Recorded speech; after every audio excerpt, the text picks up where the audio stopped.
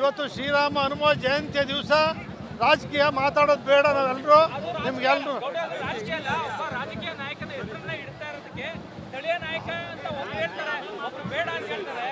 ಇದ್ರ ಬಗ್ಗೆ ತಮ್ಮ ಅಭಿಪ್ರಾಯ ಏನು? ಅವರು ಅದು ನಾನು ನೋಡಿಲ್ಲ, ಆ ವಿಚಾರ ನನಗೆ ಗೊತ್ತಿಲ್ಲ.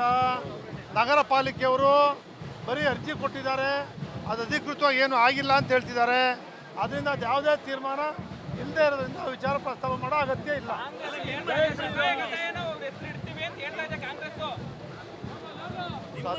ನೋಡಿ, ಎಲ್ಲವೂ ಕೂಡ ಏನಾಗಿದೆ ಅಂತಕ್ಕಂಥದ್ದು ಈಗಾಗಲೇ ಅದಕ್ಕೆ ಲೋಕಸಭಾ ಸದಸ್ಯರು ಹೆಸರಿಟ್ಟು ಆಗೋಗಿದೆ ಅಂತಾರೆ. ಅದು ಹೆಸರಿಟ್ಟು ಆಗಿದೆಯಾ ಇಲ್ವಾ? ಅದೇನು ಆಗದೆ ಇದ್ದರೆ ಹೆಸರು ಇಡೋದ್ರಲ್ಲೇನು ತಪ್ಪಿಲ್ಲ.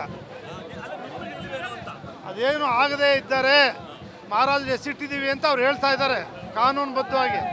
ಅದಾಗಿಲ್ಲ ಅಂದರೆ ಮುಖ್ಯಮಂತ್ರಿಗಳ ಹೆಸರಿಟ್ಟರೆ ಏನೂ ತಪ್ಪಿಲ್ಲ.